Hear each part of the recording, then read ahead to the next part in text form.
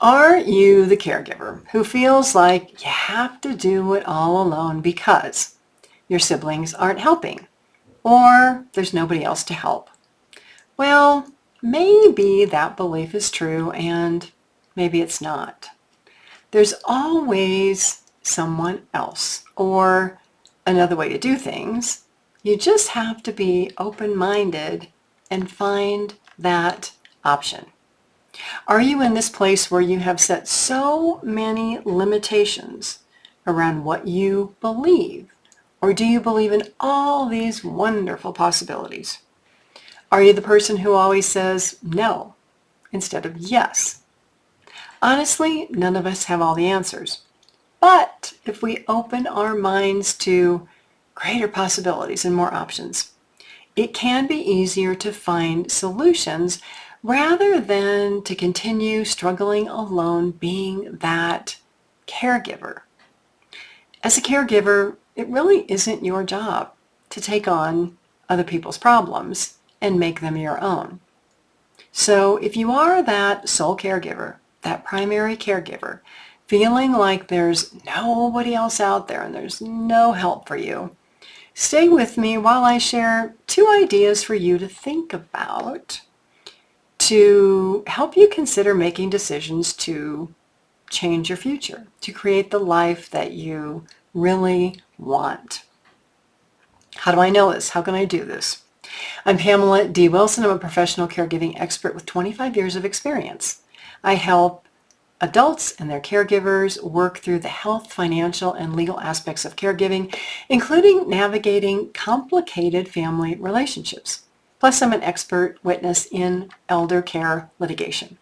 You can learn about my professional experience by going to the links below this video. You can also visit my website, PamelaDWilson.com.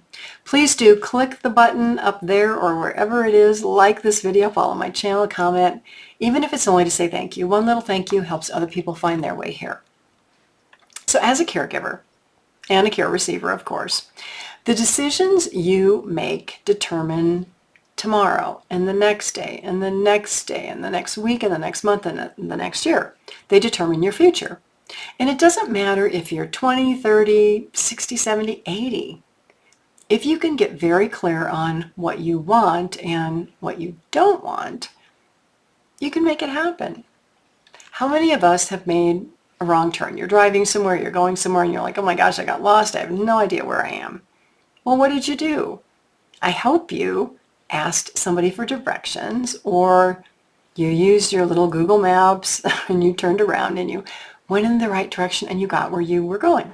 It was no big deal, right? Maybe you made that wrong turn and it took you another 10 or 20 minutes to get where you were going, but you still got there because you're like, oh, I made a mistake. I got to turn around. Well, other things in life are pretty similar. If you are a primary or a sole caregiver, are your efforts taking you in the right direction, where you want to go? Or have you really just not given much thought to where you want to go? So number one thing to think about, take a look at your life. Are you going in the direction of your dreams? Are you going the other way? How is your financial, your mental, and your physical and your social life looking? Is it what you want it to be? If not, what or who is taking you off track? You're the driver of this bus. Are you taking you off track? Or maybe you are at peace and you're totally satisfied with your life. Then, you know what? You can just press the button and go find another video. But if you're not in the place you want, don't allow yourself to settle for less. Stay with me for the rest of this conversation. The path of right decision making, it's not always easy. Sometimes there may not appear to be good choices, but sometimes you've got to take that one step forward to take the next step and the next step and the next step. And sometimes in all of that, you got to make course corrections or adjustments and honestly have faith that things are going to work out and you're going to get where you want to go. You have to listen to this inner voice up here about what is it I want? Do you need to find other options if you are the caregiver? to care for an elderly parent or a spouse? If so, what have you done? Have you started investigating? Have you started looking around?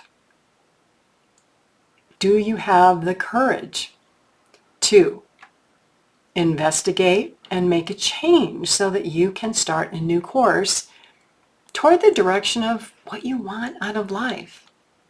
People get stuck all the time in routines, sometimes for years. Time passes and you look back and you're like, oh my gosh, how did I get here? Well, you were driving the car. You were charting the direction of your life. And it may take a lot of mental and physical effort to change direction, depending on how ingrained you are in your patterns and your behaviors and your beliefs, but you can do it. Why not live your life the way you want rather than by chance or default or routine or letting other people tell you what it is you're supposed to do?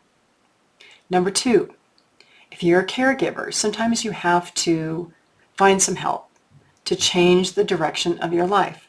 Sometimes you have to get recommendations from other people on how they did it. Years ago, I was working in corporate America, and I was a marketing director for a consumer products company. And at that time, I had already lost my sister and my brother. My parents had passed away. And I felt that I wasn't making a difference, that my life wasn't going in the right direction.